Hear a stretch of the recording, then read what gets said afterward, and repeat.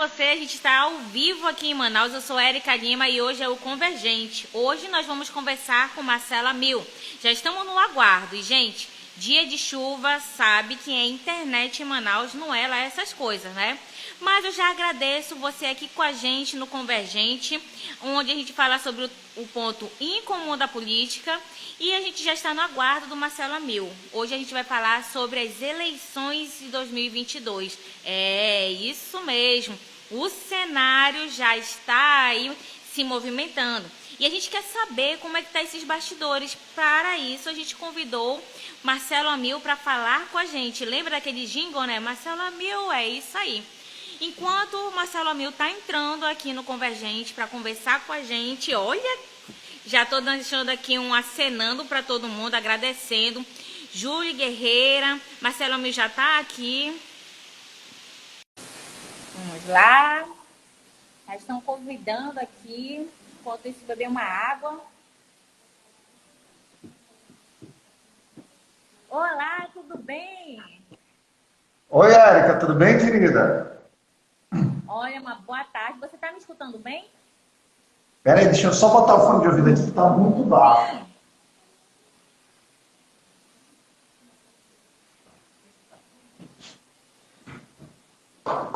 Pera aí. Acho que programa ao vivo é assim, né? Então, É assim mesmo. E olha, tá chovendo, uma chuva forte. Tá chovendo aí?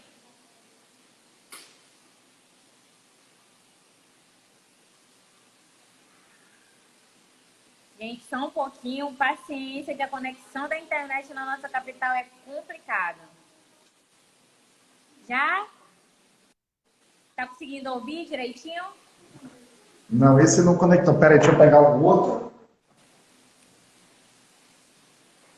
E aí, você que vai chegando, um beijo para Lorena, na Leilane também que está aqui com a gente. Lana, olha só a equipe do Convergente aqui, toda em peso. O pessoal gosta, né? Gosta do nosso trabalho. É muito bom quando a gente faz alguma coisa que a gente gosta e a gente tem orgulho, né, do que a gente está fazendo parte como projeto. Então, um abraço para toda a nossa equipe do Convergente. Agora estou te ouvindo muito bem, Érica.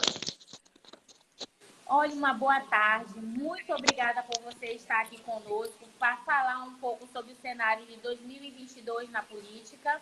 A gente já teve outros encontros, então é muito feliz, né, eu estar aqui com você através dessa live para eu poder conversar um pouco sobre o cenário político, né, como é que está esses bastidores.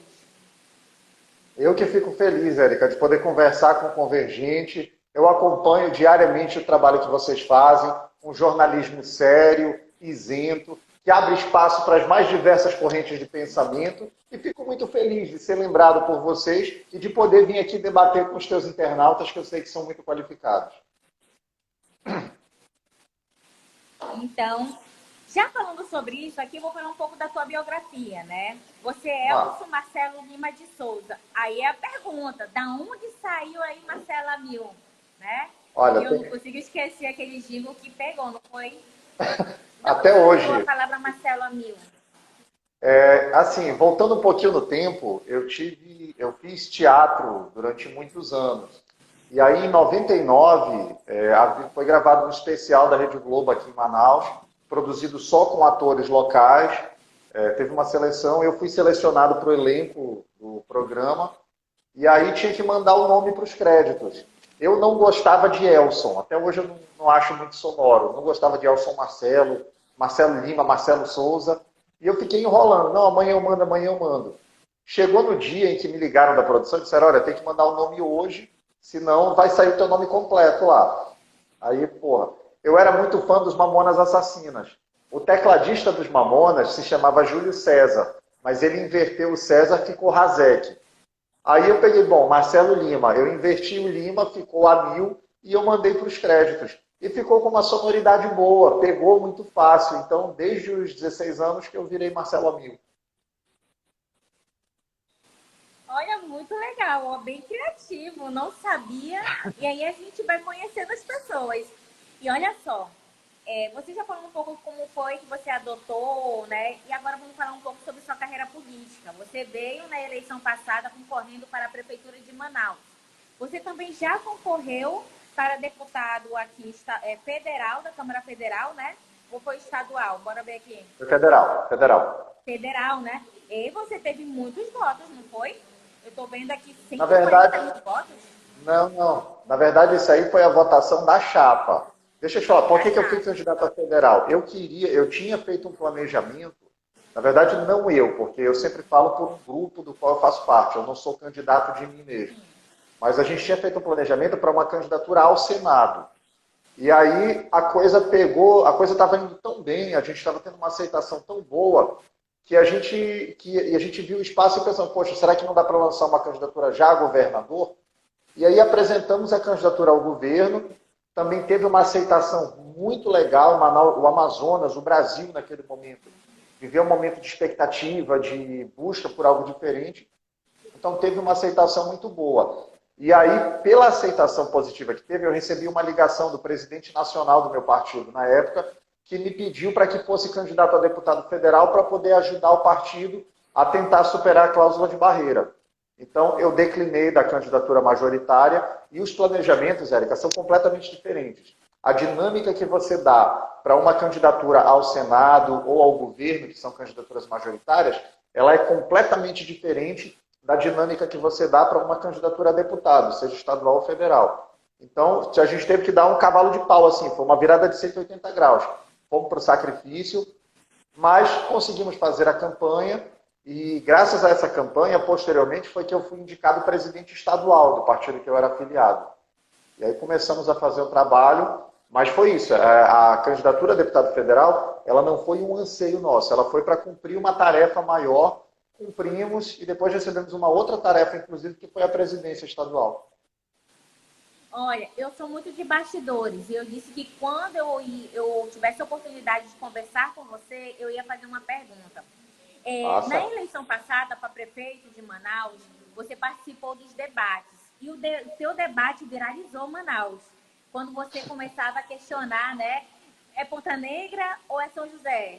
É bairro X ou bairro B? Isso foi uma estratégia ou saiu naturalmente? Conta aí pra gente. Foi uma estratégia, Érica. Não o bordão em si, mas nós definimos alguns pontos. Primeiro, essa questão que viralizou foi no primeiro debate, no debate da Band. Eu tinha ali algumas situações. Primeiro, ninguém sabia quem era o Marcelo Amil, então ninguém tinha nem expectativa positiva nem negativas. Isso aconteceu no debate com o Alfredo. O Alfredo ele me chamou para o debate porque ele imaginou que, talvez não tivesse, imaginou que eu fosse menos preparado do que eu sou, queria levar para um campo que ele dominava, que era a saúde, porque na gestão dele, e aí eu tenho que ser justo, as casinhas da saúde funcionavam muito bem, então ele queria puxar para isso. Então, por estratégia, o que a gente combinou? Peraí, já que o debate tem essa dinâmica de troca de tempo por 2 minutos, vamos fazer ele gastar tempo. E aí ele me perguntava e eu respondia instantaneamente com outra pergunta, e passava o tempo para ele. Até que ele se descontrolou, detonou a falar. E aí eu tive depois 1 minuto e meio para só eu falar. E essa questão do Jorge Teixeira e Ponta Negra, ela não foi planejada, mas ela é algo que foi estudado. Por quê? Porque as diferenças de qualidade de vida, de oferta de serviços, de IDH, entre diferenciadas zonas da cidade, elas são gritantes. Então isso estava planejado, de nós levarmos isso ao debate para a gente fazer essa discussão. E isso foi planejado. Agora, o jargão Ponta Negra Jorge Teixeira foi algo que surgiu do calor. E deixa eu falar uma coisa, você é alguém de bastidores, vou te dar um segredinho aqui que eu nunca contei para ninguém. Eu não sei como é que se chama isso, mas nos debates eu meio que entro em transe. Assim, nos 4 debates, qualquer dia eu vou sentar com um psiquiatra, um psicólogo para tentar entender isso. Eu não consigo lembrar de nada, Érica. É como assim, como se... Sério, baixa o santo lá, eu entro em transe e depois eu tenho que assistir para saber como foi, porque é surreal. Qualquer dia eu vou sentar com um psicólogo para tentar entender isso. A minha assessoria, a Bruna... Eu acho que a gente vai ter mais à frente a oportunidade de fazer uma live, uma entrevista presencial, e aí eu vou conseguir puxar muita coisa disso de ti. Mas bem a hora que você porque quiser. Você viralizou, você virou meme. E as pessoas não te conheciam e não tem mais quem não lembre quem é Marcelo Amil. Então, para a gente falar agora sobre a eleição 2022, eu gostaria Só de rapidinho, saber como Érica. é que tá. Érica, rapidinho. Mês passado eu liguei para eu estava com a crise de enxaqueca, liguei para uma drogaria para pedir remédio, e aí tinha que fazer o cadastro e tal. Falou, qual o nome? Eu falei, Marcelo Amil. Aí a moça, Marcelo Amil! É esse? Eu falei, sou eu. Ai, mas olha, a gente estava brincando, aqui mesmo a gente estava brincando com isso. E aí, já para falar sobre a eleição 2022, eu gostaria de saber como é que tá os bastidores do PCdoB. Você já fez aí um posicionamento se declarando, né, que vai participar da eleição para governo do estado do Amazonas. E eu gostaria de saber, vai ter alianças? Né? PCdoB vai vir sozinho? Vai entrar em aliança com o partido, né, de esquerda? Como é que está essa discussão da esquerda hoje aqui no Amazonas?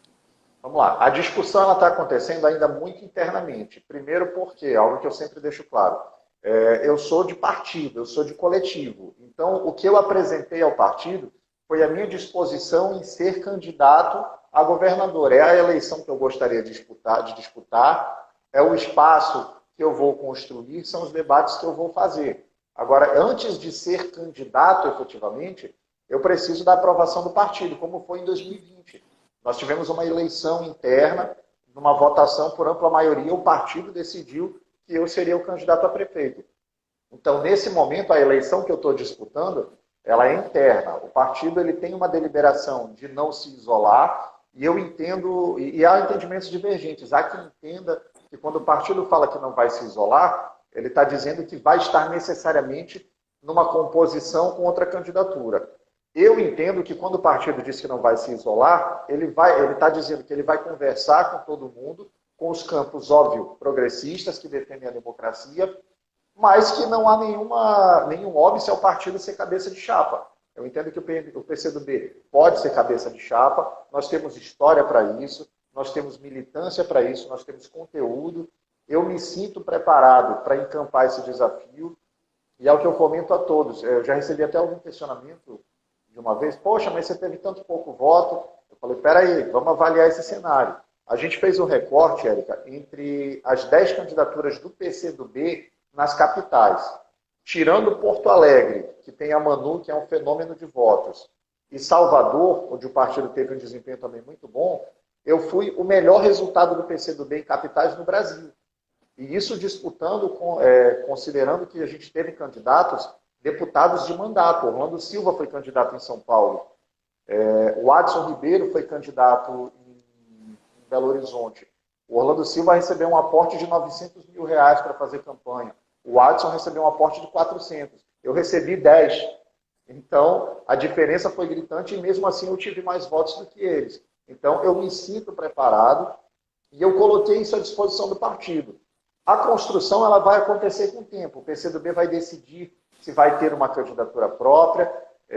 Uma vez decidida a candidatura própria, vai se avaliar os nomes. Eu aprendi, inclusive na eleição de 2020, que quem tem a perna pequenininha tem que começar a correr primeiro se quiser chegar. Então, eu tenho noção do tamanho político, mas eu tenho noção também do potencial que eu tenho, do potencial que a equipe da qual eu faço parte tem. A gente já mostrou que é possível ir para o debate com galhardia, é possível fazer uma campanha inteligente, propositiva. E a principal prova é que agora eu estou aqui conversando com você e falando com o Convergente. E falar um pouco sobre o PCdoB vai lançar candidaturas para deputado estadual, deputado federal, Senado, né? Vocês têm alguma discussão já falando sobre o apoio para um nome para a presidência da República? Como é que está essa relação no cenário nacional e também aqui local, nessas conversas que vocês vão tendo? Porque eu sei que é uma construção, né? Vocês vão se posicionando e a política ela se movimenta muito rápido, os bastidores eles mudam muito rápido o tabuleiro da política. Como é que está agora, nesse momento? Olha, nacionalmente nós temos uma figura de grande expressão, que é o governador do Maranhão, Flávio Dino, apontado como presidenciável e um grande quadro. Então, nesse momento, o principal horizonte que há é esse, é o de uma candidatura do Flávio Dino, mas há uma grande corrente no partido que defende também o apoio já no primeiro turno ao ex-presidente Lula. Porque, assim, se o Lula presidente, nós temos divergência, nós não somos simplesmente apoiadores incondicionais do ex-presidente Lula. Houve erros no governo do PT que precisam ser rediscutidos, precisam ser corrigidos, mas a gente tem uma questão muito maior, que é garantir a defesa da democracia.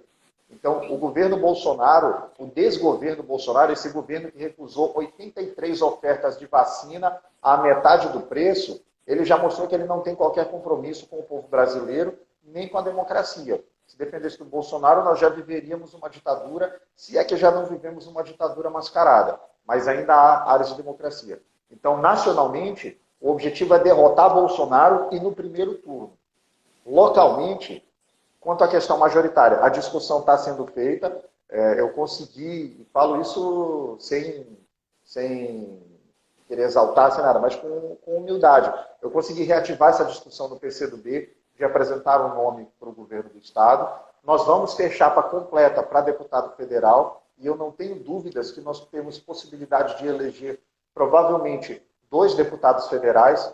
Um é quase certo que seja a ex-senadora Vanessa, pelo capital político que ela tem, pela história dela, e a gente imagina que a gente vai ter chapa suficiente, inclusive, para eleger um segundo nome. Estamos construindo também a nossa chapa para deputado estadual. Nossos camaradas Heron Bezerra, que é o presidente estadual, e Caetano, estão à frente dessa construção. Estamos trabalhando com ex-prefeitos do interior, gente numa construção ampla. A gente está caminhando no sentido de aproveitar efetivamente o resultado eleitoral, sem sectarismo, conversando com as pessoas. O lado que se tem é o lado de defesa da democracia. Quanto mais a gente puder ampliar nessa frente, melhor para a democracia. Então, sim, o PCdoB vai ter chapa completa para deputado estadual, vai ter chapa completa para deputado federal, e no que depender de mim, vai ter também um candidato a governador do Amazonas. Vamos pensar agora também sobre uma perspectiva para a gente já ir encerrando, mas a gente está falando em um cenário novamente polarizado, né? Já recebi aqui outros políticos, também representantes da esquerda, como também da direita. Eu queria saber como é que hoje você faz uma leitura sobre o atual cenário, né, dessa eleição polarizada entre Lula, né, possivelmente Lula, e o presidente Jair Bolsonaro. E nessa perspectiva, eu gostaria que você falasse um pouco sobre o papel da esquerda hoje no Brasil, né? E aqui na nossa capital, no cenário do Amazonas. Como é que você pensa hoje a esquerda? Olha, Érica, eu entendo que essa questão da polarização Bolsonaro-Lula, você tem que observar com cuidado. Primeiro, eu não posso dizer que Bolsonaro e Lula são 2 extremos. Por quê? Porque se de um lado eu tenho uma extrema-direita, numa ponta que seria o Bolsonaro, na outra ponta, que seria o Lula, eu não tenho um extremismo, porque o Lula ele não é unanimidade nem entre a esquerda. Há segmentos da esquerda que acham que o Lula não deveria ser candidato de novo. Então, quando eu penso em polarização, em Bolsonaro num polo e Lula em outro, eu penso em alguém extremamente defensor da democracia, como é o ex-presidente Lula, e num outro que adoraria ser um ditador, que é um aspirante a déspota, que é o Bolsonaro.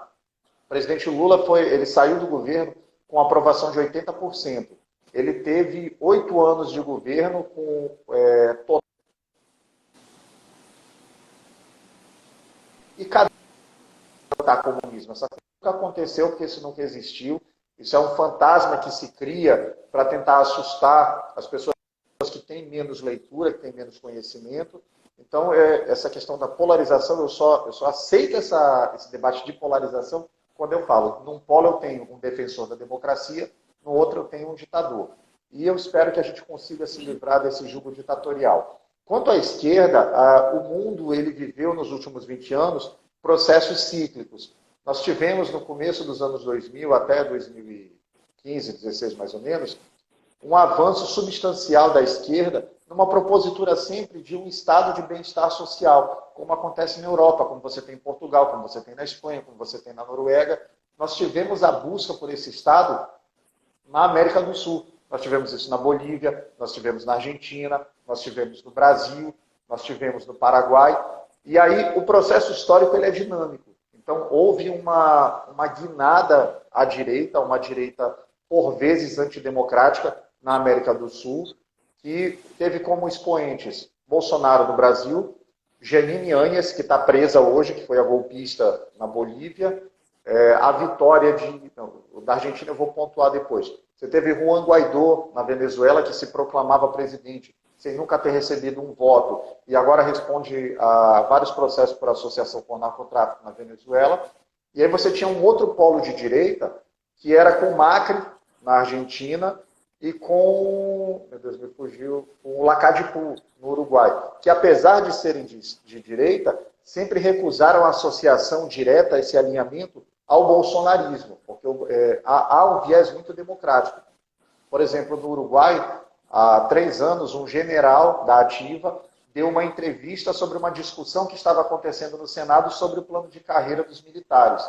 Qual foi o resultado? Ele pegou 30 dias de cadeia porque militar não tem que se meter na política. Você faz uma escolha quando você escolhe a carreira militar. Você tem muitos bônus, mas você tem ônus. Infelizmente, no Brasil, a gente vê general indo para ato político, sendo julgado, sendo absolvido, e o Exército coloca um sigilo de 100 anos no processo administrativo dele. Isso é covardia. O que tem ali que eles não podem defender publicamente? Eu até comentava hoje com um amigo meu que quando um papa morre, todos os documentos do papado dele ficam em sigilo por 75 anos. O do Pazuello vai ficar por 100 anos. Então, sabe Deus qual é a divindade que tem nesse homem, o que tem naquele processo que ninguém pode ler. Talvez nossos tataranetos leiam para o futuro. Mas então houve esse momento de reascensão da esquerda, a Venezuela está caminhando para uma estabilização, o partido de Evo Morales venceu as eleições em primeiro turno na Bolívia, após um golpe de Estado, Alfredo Fernandes venceu as eleições também em primeiro turno na Argentina, e no Brasil hoje a esquerda lidera todas as pesquisas. Bolsonaro não é líder mais em pesquisa nenhuma. Há quem diga, inclusive, que ele não vá ao segundo turno. Eu, sinceramente, não acredito. Eu acredito que se houver segundo turno, Bolsonaro estará lá, mas não será em primeiro. O segundo turno será o ex-presidente Lula contra o Bolsonaro ou contra um outro candidato. Gostaria muito que fosse contra qualquer outra pessoa, porque seria um grande avanço civilizatório no Brasil. Mas a gente tem que aguardar o processo, falta 1 ano e meio ainda para a eleição. Até lá, tudo pode acontecer, inclusive nada. E falando em bastidores, para a gente encerrar aqui, você coloca que você, né, tem essa pretensão para vir a concorrer para o cargo de governador do estado do Amazonas. E aí, como está isso dentro da discussão aqui no cenário local do PCdoB? Você está sentindo o apoio do PCdoB aqui no Amazonas? Como é que está essa discussão com teus pares? Uma das coisas mais legais do PCdoB é que aquilo que a gente vê de dentro para fora é a mesma coisa que a gente vê de dentro para dentro. Essa defesa da discussão, da democracia que o PCdoB faz externamente, faz na sociedade, ela também acontece internamente. Tanto que, como eu te mencionei, a questão da candidatura própria do partido, ela está em discussão, não há uma posição tomada ainda, e eu acho que nem deve haver, provavelmente, alguma batida de martelo nos próximos meses, mas todo mundo é livre no partido para encampar suas aspirações. Há camaradas que têm aspirações de ser candidato a deputado, a camarada Vanessa tem aspirações de ser eleita a deputada federal e deve ser eleita a deputada federal. Eu tenho aspirações de ser candidato a governador. Se eu vou ser candidato a governador, vai ser uma decisão coletiva, como foi a decisão que me levou a disputar a prefeitura em 2020. Existem muitos apoios. Ontem mesmo eu recebi no meu escritório um camarada antigo lá, o Clécio. Hoje eu conversei com camaradas do diretório de Urucurituba. Vou te dar uma informação em primeira mão aqui. Na semana que vem eu vou ter uma reunião aqui em Manaus com candidatos a vereador e prefeito de Manaquiri, Borba, Iranduba, Itacoatiara, Urucurituba, Manacapuru e deve vir um de Benjamin Constant também. Pessoas que estão aderindo a esse processo. A gente está construindo essa candidatura ao governo e eu não tenho dúvida que nós vamos conseguir dar robustez, dar viabilidade para ela e vamos de novo em 2020 mostrar que tem 2 Amazonas. Só que não é mais um na Ponta Negra e no Jorge Teixeira. Nós vamos mostrar a diferença entre Manaus e Tabatinga. Olha, bem interessante isso. Quando eu acompanhei, inclusive, essa situação dos debates políticos, aí a gente ficou naquela discussão, né? E eu disse, ele foi estratégia. Porque você é advogado, você é muito inteligente. A gente já teve a oportunidade de conversar, né, pessoalmente. E eu vi realmente que você tem um objetivo, tem aí... tem os elementos necessários para poder vir concorrer a um cargo, né? E aí, a pergunta que a gente termina por aqui, como é que está a situação? Você é ficha limpa, né? Como é as suas credenciais, né? Para esse cargo que você está pleiteando, que ainda está sendo discutido dentro do PCdoB.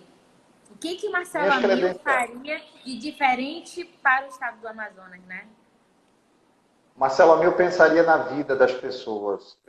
Eu não consigo achar normal que a gente relativize a proteção às vidas.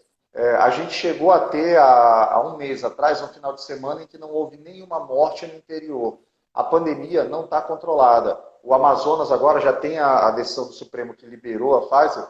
O que o Marcelo Amil estaria fazendo diferente? Eu provavelmente não estaria nem em Manaus. Eu ia estar em Moscou batendo na porta do governo russo lá com a Sputnik, falando, olha, eu tenho 35 milhões lá separados no contingenciamento do Estado. Me vende isso tudo de vacina. Se não me vendessem lá, eu estava em Pequim batendo, olha, senhor primeiro-ministro da China, me venda vacinas que eu quero levar para aquele povo lá da floresta. Eu quero que a gente continue podendo pescar jaraqui. Eu quero que a gente continue podendo extrair açaí. Então, me ajude a manter os amazonenses vivos. Essa, em essência, era o que eu estaria fazendo. O que eu não estaria fazendo era comprar respirador em loja de vinho. Isso eu tenho certeza que eu jamais faria. E também não teria Polícia Federal batendo na minha porta. Já te dar mais uma informação também aqui. Semana passada, o TRE aprovou a prestação de contas da minha campanha, totalmente irregular, com parecer favorável do Ministério Público. Então, esse é o Marcelo Amil. Um cara simples, que nasceu no Amazonas, cresceu no Amazonas, fiz a opção de continuar morando no Amazonas. Daqui a 30 anos, se eu estiver vivo ainda, tenho certeza que vou estar morando no Amazonas, porque é aqui que eu como tambaqui, é aqui que eu assisto o jogo do Rio Negro, é aqui que eu encontro a Érica no Largo de São Sebastião tomando tacacá para a gente falar sobre o Convergente. Esse é o Marcelo Amil e vamos submeter isso ao Amazonas. Se Deus quiser, vai dar certo. Muito obrigada pela sua participação. A gente vai ter outros encontros, porque isso só está começando, o clima ainda vai esquentar bastante. Quando a gente tiver muita definição, nós estamos aqui com as portas abertas para receber, né, as pessoas que vão concorrer a cargos políticos, públicos. Isso é importante, porque é uma forma de democratizar a informação para as pessoas que estão nos assistindo. Aproveitando, eu mando um abraço para todo mundo que está assistindo o Convergente. Essa live ela vai estar disponível em todas as nossas redes sociais, YouTube, Twitter, aqui pelo Instagram também e pelo Facebook. E, inclusive, gente, vai ter uma matéria exclusiva dessa live com Marcelo Amil. Muito obrigada, Marcelo. Érica, eu que te agradeço o convite. Para o Convergente, eu digo sempre que eu estou no modo Cisne Magal. Me chama que eu vou. Quantas vezes vocês marcarem, tantas vezes eu virei. Um abraço para você e uma boa tarde. Para você também, querida. Para você e olha, também. fica ligadinho que daqui a pouquinho, Marcelo, a gente vai falar com Gési Orelana, epidemiologista da Fiocruz, que vai falar sobre o cenário epidemiológico CPI da Covid. Vem com a gente. Vou ficar de olho aqui. Tchau. Tchau.